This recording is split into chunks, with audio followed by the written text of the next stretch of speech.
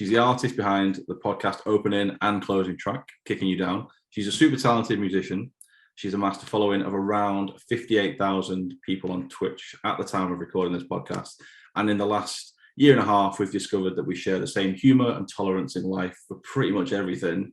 And so I like to think we've become pretty good pals. Today, we welcome Raquel Lily to the podcast. How are you doing? Doing pretty well. How are you?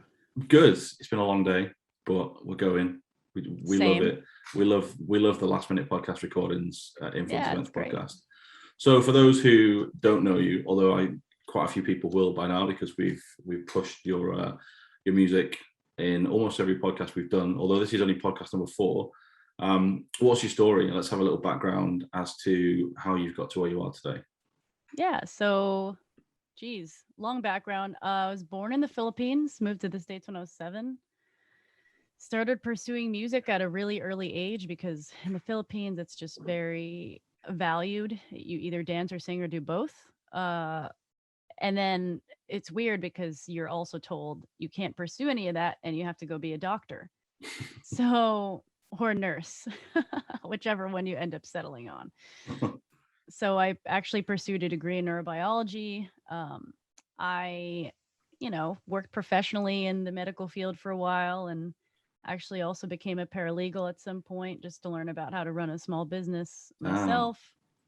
But essentially I was just gearing myself up my entire life to pursue music, whether it was on the side or something that I could do for a hobby. And because it was instilled in my brain early on that this isn't a career, I never really took it seriously until I was absolutely miserable in the medical field. And it just wasn't for me. I felt like a cog in the wheel. Granted, I wasn't a doctor or anything like that. I was just a technician at a lab where we zap your nerves. So literally was the bad guy. Nobody liked me. My job was to literally zap you. So it was just a double-edged sword of just, grumpy people and grumpy environment, which led me to a place of zero creativity. And I realized that's when I needed to, on the weekends I would pursue all these open mics and I'd play these little dinky bars and stuff. But I guess I kind of gave it a push, and I told myself I'm gonna give myself 2 years, and if in 2 years nothing changes between my open mic thing and some sort of pursuit or a direction, then I can always go back to my degree because I have one. And then I just did that, and there was a small part of me that knew that I was just telling myself that, and that I was never going to look back, and that's kind of where I've been since. And since I quit my full-time jobs, I was able to start streaming on Twitch, which is really what jettisoned my music career, because prior to that, I was just kind of local famous. Birmingham, Alabama, not UK. Birmingham, not Birmingham. So, I was kind of just staying in the same stratosphere, and I was really hard to break out of it. Especially with my genre of music, I was kind of an anomaly in where I was pursuing it, I think. And I went on Twitch, and I was just right place, right time. I was lucky enough to start just for fun doing music, just because that's what I did and that's what I love to do. And years later, that's been my main cash cow. That's how I am able to tour and bring fans out. It's how I've been able to establish myself further as a musician. It's been the way I've been able to avoid having a label, because my community is so supportive that they help me, whether it's a trip that I need to go on or an album that I need to fund, they are absolutely behind me all the way. So yeah, I just got really fortunate and, stuck through Twitch through the pandemic, and Twitch kind of in music, the music scene kind of boomed on Twitch after the pandemic happened, because so many popular artists started hopping onto the platform because they found, damn, I can't tour. I can't make money anymore. How do I connect with my audience? Like, my label is kind of out for the count right now. There are no festivals. Yeah. So I think that kind of propelled the music scene on Twitch further, which I was trying to push for years, but just really glad I was there before the wave so that I could ride the crest versus kind of just trying to trudge along, catching up. So that's kind of Mm. where I'm at right now is, um, I built a lot of my fan base online. Um, and then I've since kind of branched out to Instagram and TikTok and starting to take advantage of short form videos and really just trying to flex other aspects of myself other than just my music. Yeah. So, comedy, other creative videos that I put out. So, and yeah, the ultimate goal really is to stay in music, stay musical, stay creative, whatever that means. But if the world opens back up to the point where at any capacity we were at before, I would love to flex my live performance spirit because I think that's what I'm built for. That's why I'm good at streaming is because I'm a live performer. And Yeah. I think before fully investing in the online life, I would like to see what that's about. Yeah. I mean, going on the live performance element, you actually are the inaugural artist that we've worked with at Influenced Events, given that the show that you performed on the 2nd of this month, that was the first ever show that we've promoted as a new company at Barbosa in Seattle. How was that? I know that as I said before we started recording, I caught a little bit of your stream yesterday, just as you were finishing talking about it, but seemed to get quite a lot of good vibes. It seemed to be a show that not only you, but the other ladies on the bill enjoyed too. It's just good to get back out there. Absolutely. It was to date my best solo show.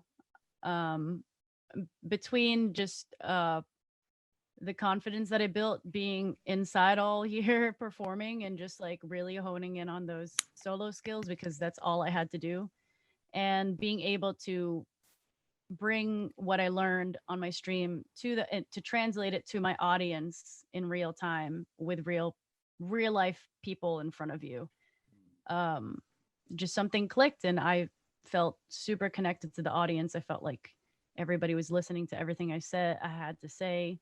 Everybody was singing along. There were a ton of people that, to my surprise, I don't know, I guess I'm still not used to seeing actual faces of people who have been following me for X amount of years or months or whatever, even days. The people that come out and they're like, oh my God, like so starstruck. And I'm as starstruck as them because I'm like, someone like you exists. And holy shit, like you're fangirling over me and I'm fangirling over the fact that you're fangirling over me. Like it's a really wholesome Yeah. time. So I felt like that happened a bunch that show. But yeah, another aspect was low key I brought my cat. He's he's This is a conversation you and I have had a lot with. So for no one will know, but and we'll talk about it a little later. But Raquel, I mean, I don't think it's a secret to a lot of people on the team, but we're going to be working together a lot next year with certain contracts and certain opportunities that we've got put together. And the one question that I always get at the top of your list seems to be, can we have a tour cat? So let's hear about the little dude, because you did take him to Seattle and he did work. Yeah, he is just everything I need in the moment. Whenever things are starting to split at the seams, he always seems to know when exactly to sit next to me or sit on my lap or put his head on my hand or something. Like it's, I don't know. I can't describe it, but I feel so, I feel kind of lame being one of those like crazy cat people. But like I definitely am, admittedly, so I'm covered in cat hair. But yeah, he 100%. I actually had a ginger cat before him who was 15 before he passed away, but we had Yeah. such a amazingly strong connection. But he was never a travel kitty. I've always wanted a travel kitty and I travel so much. So I told myself I've always wanted a Maine Coon, which is what he is. That's the breed that he is. And a lot of the attributes of my previous cat was very Maine Coon esque. So I told myself when I get when I get the money, when I get like the time and energy and space to have another cat like him, whenever he passes, I'm going to get a full breed. So I did, and I've always been one of those people who's like skeptical of like not adopting and stuff. But my needs and my wants were very specific, and one like if not the best emotional decision I've made for myself, one of the best decisions I made because it makes a huge difference. I mean, I was telling you, Faz, that every time I went into the green room, or every time I go into a green room, it feels like I just need to like curl up in a ball for a second and just like rock myself back and forth until I could like put on Yeah. the happy face again and come out.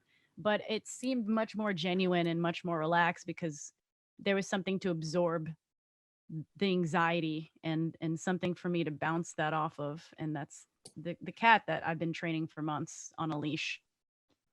Yeah, so this is another thing. I'll give him a shout out right now. Is he has an Instagram, Rigby the Red, if I'm not wrong. So if It you is, guys yeah. want to keep up and you want to see a ginger cat on a leash hiking some awesome picturesque trails in America, head across. Some of the stuff that I've never seen a cat walk on a lead like a dog before. Yeah. And then there's pictures where you're just hiking and he's just chilling on your shoulder like a parrot, like a big ginger parrot. Oh yeah. It's definitely something that people need to see at least once, I think. At Yeah, least once in their life.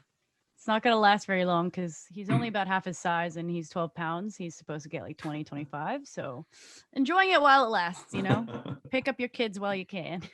And so, and I mean, given that we're still kind of talking about the West Coast, we're already looking to get back out there.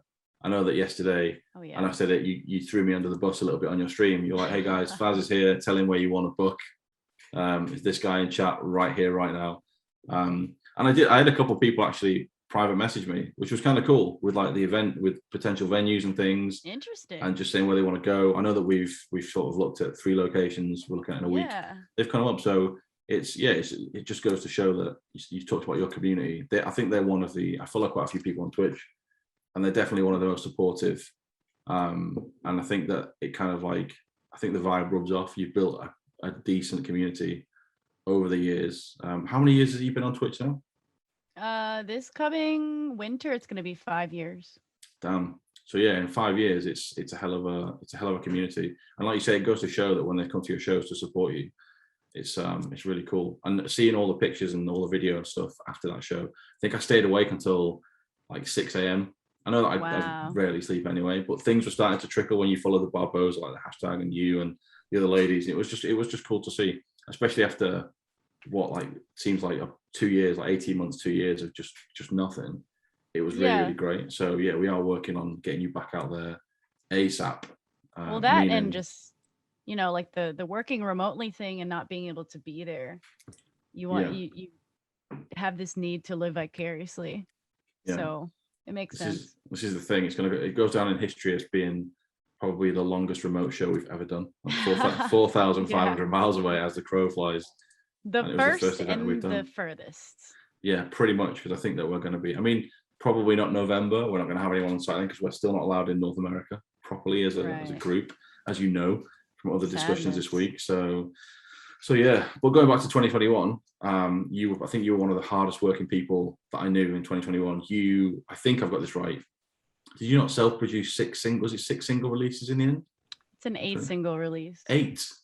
Mm-hmm. Damn, so more than I thought. Even worked even harder. So, when you took that step back, I mean, is this something that did you always plan on self-producing, or did you just look at the way that the world was and think, I'm going to just get into it and I'm going to push? Because it was all top high quality stuff that you produced and you put out as well. People can head across to Spotify and listen.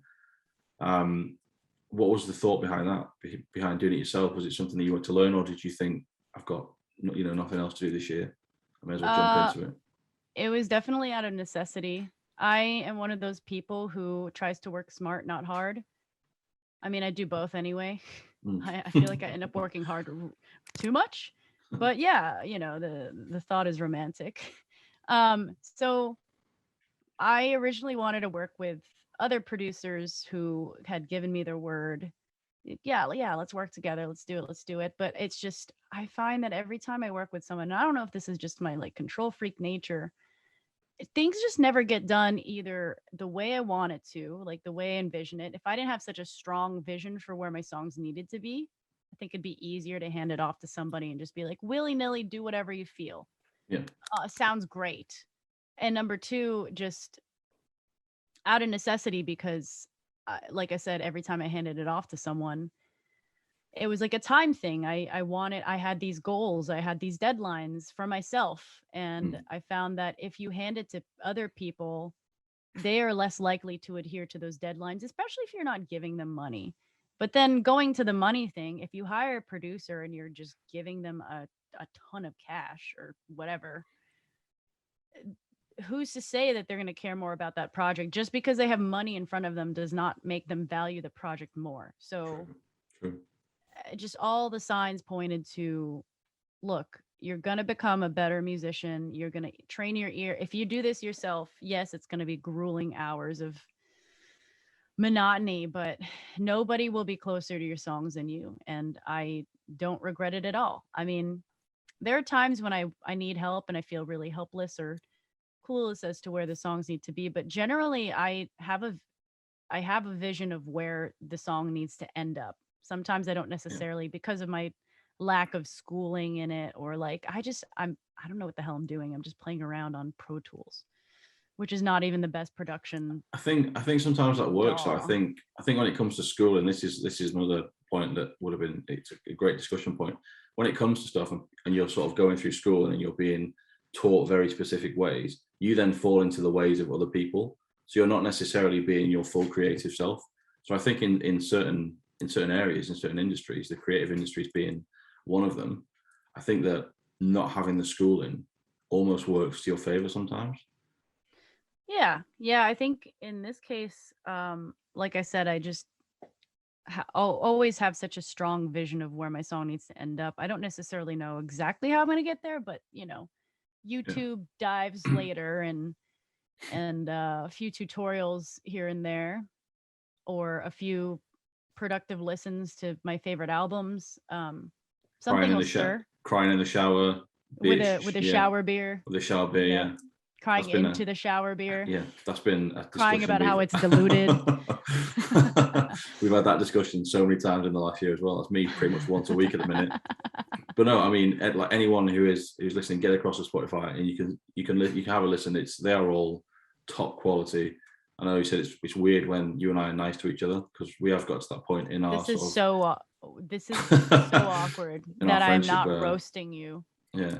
And and when we vice say that, versa. I mean, before we started recording, you roasted me. It was like 11 minutes before we started recording. So there's no give up, no matter what Do you time of day. expect any less? I don't. Even with the time zone, I'll be like settling in to go to bed at 2 a.m. and you'll just finish with that one last punch just before I'm closing down for the day. So I Just wouldn't gotta have it any other ground you, way. man. Wouldn't have it any other way. So on the back of the singles, tell us about the album. What's the plan there? How are we looking? So I was working pretty much in-house, very close to the vest, with my team that I've been working with for years. I got Martin on keys, Jacob on bass, Brian on drums, Will, who's our newest addition, he's our guitarist. And then we have Fred on the mix and semi-production. I don't want to give him full credit on the production, but he definitely gives ideas here and there. But he's primarily our mixing and live sound engineer, and he was a big part of the mixing, like the first few drafts of the mixes. However, we did get to a point where both of us were like, we are too close to these songs. We don't know how to get it to that last, just like sheen of professionality that we just couldn't achieve with our home studio setup kind of deal. And coincidentally, I went to Miami for my birthday, and I met up with, and I've known him for years. I just never realized how much I've worshipped the music that he has mixed. I don't know how I didn't put two and two together.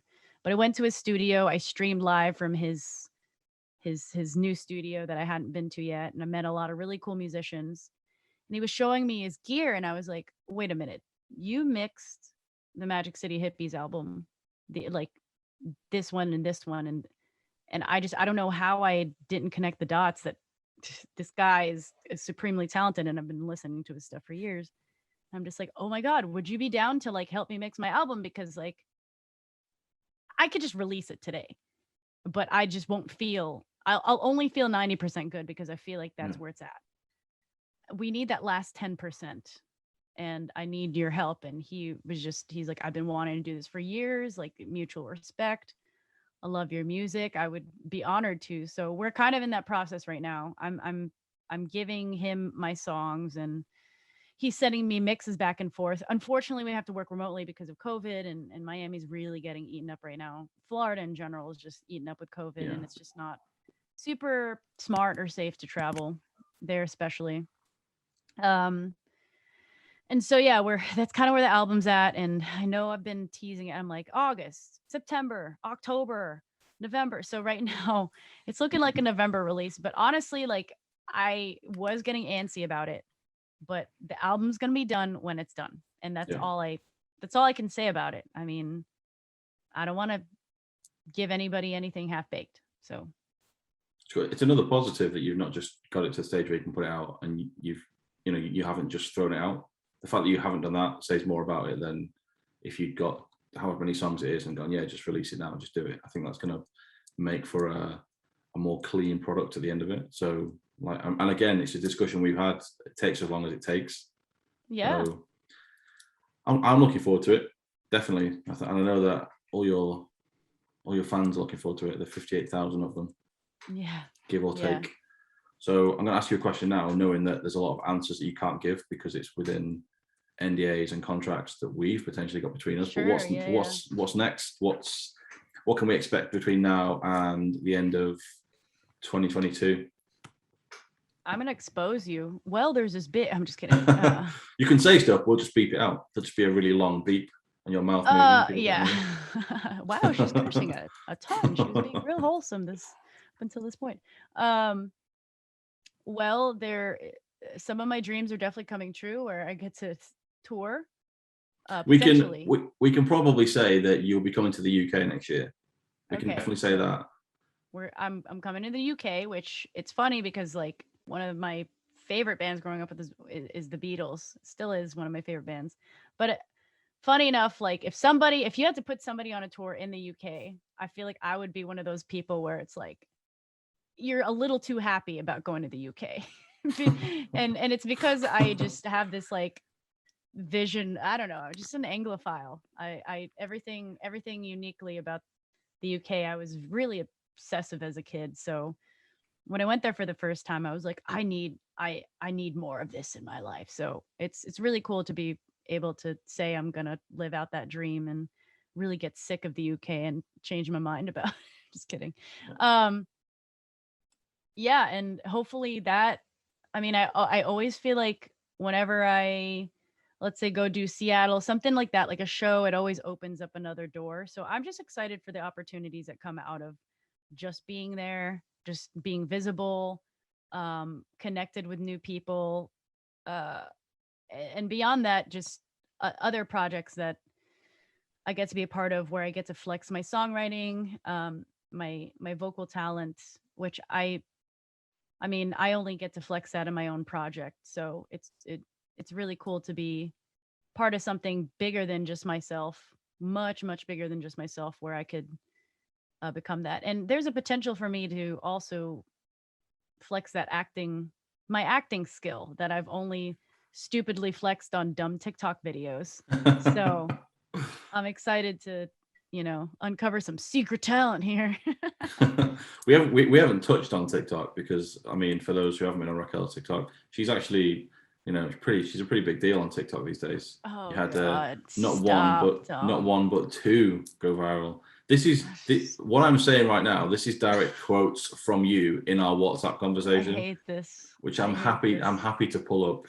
Look, I'm going to expose you if you don't shut the hell. I'm just kidding. I don't know what you can expose me on. I don't know what it's all NDAs, so I really can't. I would legit get fired. So this is the thing. I can drop you. I can throw you under the bus with TikTok and things, but if you do it, it's a legal matter. So right, exactly. Yeah, it's really messed up.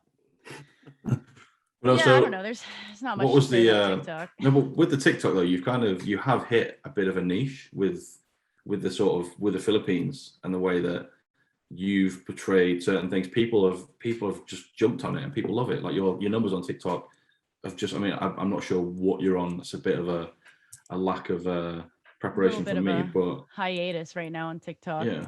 So what I mean, but your numbers went through the roof. Yeah, I was consistently putting out content every single day, like trying to put out meaningful, like well thought out skits. Because I found that my best skits were the comedic ones where I made like a really quippy, within the first 3 seconds kind of joke that really made it caught people's attention. And the ones that were super niche were my Filipino jokes, because it wasn't just Filipinos, it was every person of color I found was commenting like, "Oh my God, Dominican families too. Oh my God, Black families too."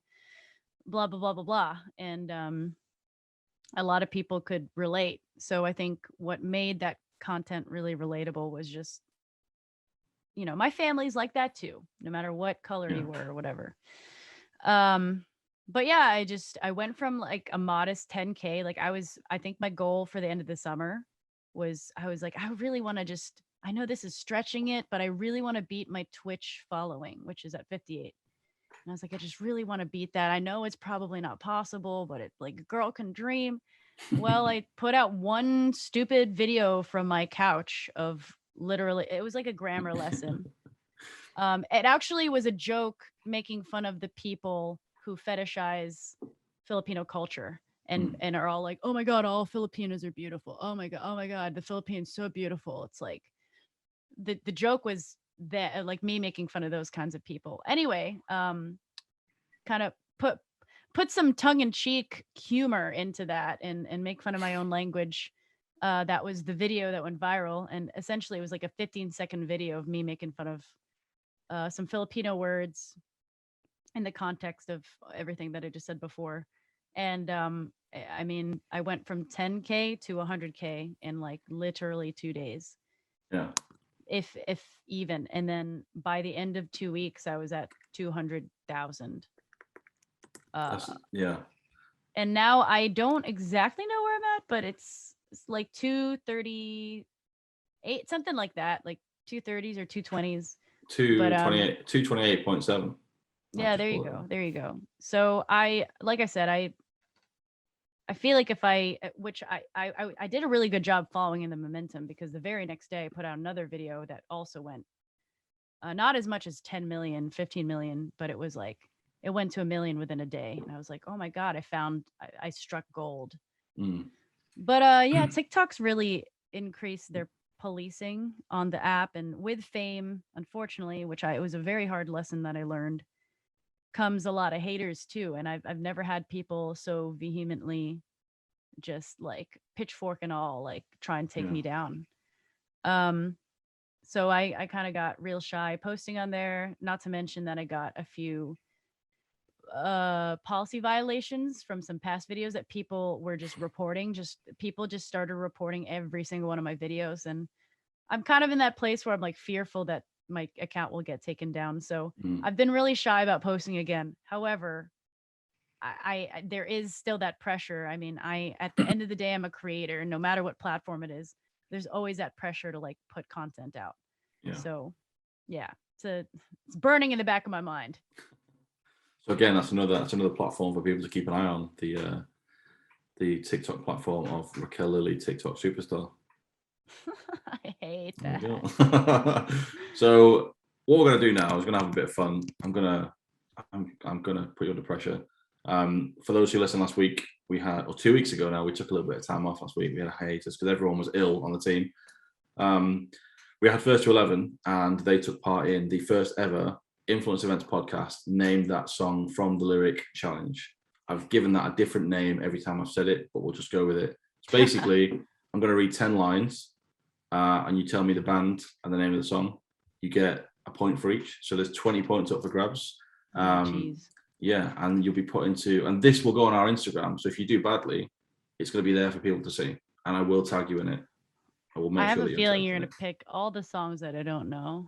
Well, the way that we do it is I look at songs that you've covered or you've uploaded covers of in the last year.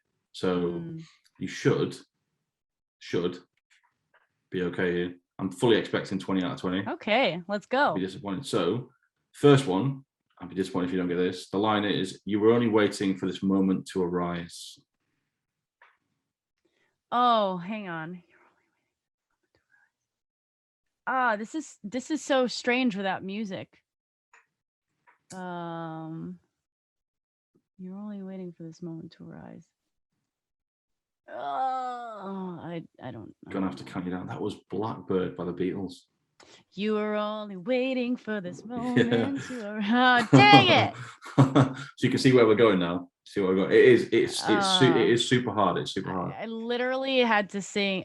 My friend asked me a lyric right before this podcast. They're like, "Oh, how'd the lyrics go?" And I was like, "Oh, I don't know. I have to sing it." So I had to sing it to them. I'm that person. Audra was doing exactly the same. First to 11. Audra was doing exactly the same. Ah. Okay, number 2. The line is, and so I came to see him to listen for a while. Fugees or Roberta Flack, Killing Me Softly. There you go. 2 points there. Third line is holding hands with your heart to see you. Holding hands with your heart to see you. Ugh, it's like ticking in my brain. Like it's tickling a piece of my brain. I don't know. That is September, Earth, Wind and Fire. Oh my god! That's, you know, as well. That's the first ever song I saw you singing on Twitch. Yeah. Next one. Hey, I ought to leave young thing alone. Bill Withers. Ain't No Sunshine. Yeah. There we go. Next one should be easy. An evergreen, such a timeless queen. That's my song, Mary. Who's the artist? Raquel Lily. Next song. But someone picked you from the bunch. But someone picked you from the bunch. Oh, that's the tickling again. I've only given you half of that one. I feel a bit harsh. But someone picked you from the bunch. One glance was all it took. One glance was all it took. Hang on. Someone picked you. Someone picked you. Bunch of glances all it took. I Want You Back. Jackson 5. Yeah. The scars of your love, they leave me breathless. Adele. Coulda Rolling in the Deep. Yeah. Next one, it's a song I don't know. I only know it through your stream. But when you poured out your heart, I didn't waste it. I didn't waste it. Tennessee Whiskey. Yeah. Artist? Chris Stapleton. Yeah. Okay. Next one is I miss the playgrounds and the animals and digging at worms. I miss the comfort of my mother and MGMT. Time to Pretend. Yeah. And then the last one is recount the night that I first met your mother. Recount the night. Paramore. Still Into You. There we go. Full round. 16 out of 20. Solid. That's not bad. I'm really disappointed that I didn't get Blackbird. Are you kidding me? Yeah, and do you know what? I threw it in at the top end just because I thought you were going to get it. Again, this is something that we joke about all the time because there was that one dude who came in your stream all the time who wanted you just to play the intro. Play Blackbird. Just the intro. Play the intro to Blackbird all the time. So 16 out of 20. You go into second place on the leaderboard. And then once we get a certain set number, we're going to have face-offs. So there'll be a draw, like a championship. We're going to have a little trophy made. So we're going to go, you'll be going against, you could have come up against First to 11. You could come up against one of our future guests. Who knows? So we'll do that. We'll make a thing of it. And to finish up, this is, again, it's producer Callum, who people can't see, but he is here. He's just hiding in the corner in the dark. He came up with this question. It's the age-old question of who would you invite to dinner, dead or alive? But we don't care about dinner. We want to know if you could host any event anywhere in the world, what would it be? If it's a gig, a festival, where would it be? Would it be a huge stage? Would it be an arena? Would it be a bar? Would it be? I think one of the guys, First to 11, was hosting a gig in a basement. We've had someone host it in hell so far. What are we doing? Sell it to us. We're an events company. We want you to sell it to us as an event. I definitely would love a camping festival. I went to Bonnaroo for the first time, and those are so cool, so sick. However, I would like it to be glamping and not camping. Like, I think that would really be super stellar. It would be a glamping festival. Definitely not in the US. It's got to be in the UK somewhere. I don't know where it's going to be temperate no to camp. camping festivals in the UK are glamping. But we could pretend that it's sunny and beautiful and temperate in the UK. So your festival's going to happen on that one day a year that we have that's summer, and then that's it. Yeah. And it's going to be glamping. There's going to be endless water fountains and just like amenities up the ass. Just really amazing amenities where people don't feel like they have to starve or, drink their friend's water bottle and etc. And really just, I feel like part of the festival experience is like, you obviously have to be uncomfortable, like showers and everything. It's going to be glamping. But huge stage. If I could talk about who's on the stage, definitely people like Bruno Mars, Amy Winehouse. We could bring back classics too, like Donny Hathaway. I think I want it to be like a soul festival. Yeah. But just to name a few people that are like existing right now, I don't know, people like Lake Street Dive. I've got a friend, Colin Miller. He's real old school soul. Colin Miller and the Brother Nature would be dope on that bill. Just a good old like soul fest where everybody can stay clean and also glamp and do questionable drugs. Are we going to see a set from Raquel Lily? That's the big question. Oh yeah, obviously, like I would like to be on that stage. You're going to be headlining Saturday night, like the key I don't know slot. if I could headline like past Amy or Bruno, but I would love to get to the point where I could stand next to them and people wouldn't bat an eye, Do it. Nice. So just to clean, the festival setup you've described there is the exact opposite of Fire Festival. So yeah, we're good. Working amenities is always a good thing. Yeah, not a box of just 2 slices of bread and lettuce and cheese, and calling sandwich. it like the VIP package. Like I'm talking about like real ass, like some real warm meals in the belly. Just a kitchen full of sous vides. That's what it's going to be.